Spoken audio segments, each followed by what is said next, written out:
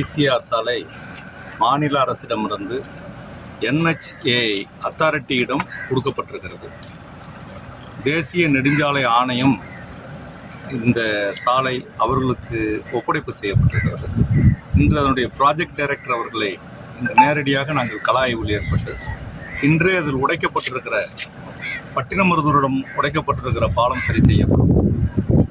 அதிகமான பக்தர்களும் இங்கே இருக்கக்கூடிய கிராமப்பகுதி மக்களும் செல்லக்கூடிய ஒரு 10 கிராம மக்களும் செல்லக்கூடிய பிரதான சாலை இந்த சாலை.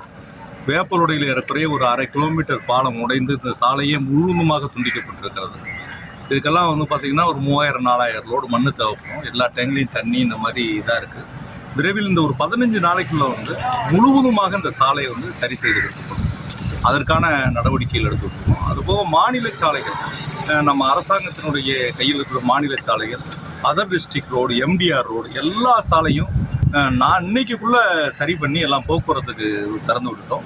ஊராட்சி ஒன்றிய சாலைகளும் மிக விரைவில் பணி செய்துவிட்டது.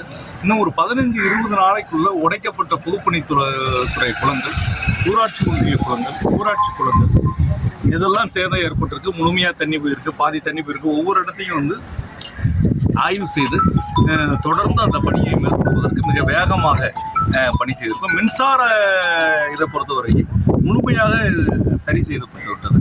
அனைத்து கிராமங்களுக்கும் கரண்ட்டே நின்று 2 நாளுக்குள்ள 3 தினங்களுக்குள்ள முதல் நாள் பாதிக்கும், அடுத்த நாள் பாதிக்கும், 3வது நாள் எந்த ஊருக்கும் மின்சாரம் இனிமேல் கொடுக்க வேண்டியதுன்னு சொல்கிற அளவுக்கு எல்லாத்தையும் நம்ம அதை சரி பண்ணி கொடுத்தாச்சு. தொடர்ந்து முன்னேற்பாடு பணிகளை செய்வதற்கு ஓடிக்கிட்டே இருக்கணும். நிவாரண பணிகளை பொறுத்தவரை மற்றதெல்லாம் அரசாங்கம் மெஷர் பண்ணிகிட்டு இருக்காங்க. அது விஷயமாக கிடைக்கும். சரி சார், இப்போ நம்ம ஏரியா பார்த்தோன்னா ஃபுல்லாகவே மானாவாரி விவசாயம் தான். முதல்வர் மானாவாரி பயிருக்கு 7,000 8,500 அறிவிச்சிருக்காரு. இருந்தாலும் இது போதலை அப்படிங்கிற மாதிரி தான் நம்ம மக்களோட இதாக இருக்குது. மாண்புமிகு தமிழ்நாடு முதலமைச்சர் அவர்களிடம் நம்ம விளாத்திகுளம் தொகுதி மக்களினுடைய கோரிக்கையை நான் எடுத்து வைத்திருக்கிறேன். மானாவாரி பயிருக்கு முழுவதுமாக இன்சூரன்ஸ் கொடுக்கப்பட்டிருக்கிறது. பேரிடர் காலமாக இதை நிர்ணயம் சொல்கிற போது அனைவருக்குமே இன்சூரன்ஸ் தொகையும் முழுமையாக கிடைக்கப்பட வேண்டும்.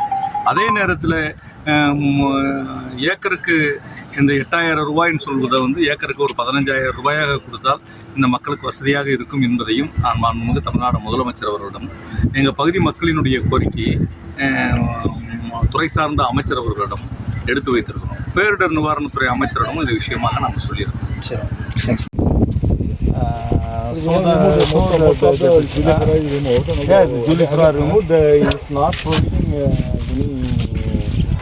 Culverts in that place, but in that place the culvert is very small. The people, the permanent, now the temporary we are doing. Yes, okay. We will provide But additional the water box. next level, on the higher Yes, vent, sure. the double the vent the people want. One more vent will be provided. Yes, so but in is now our the higher concern. yes, okay. Now the higher specifications, the previous the design is the 1.5 meter or 2 meter.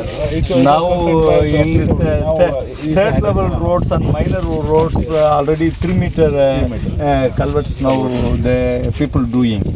What was the national highways authority, but the special provisions on higher specifications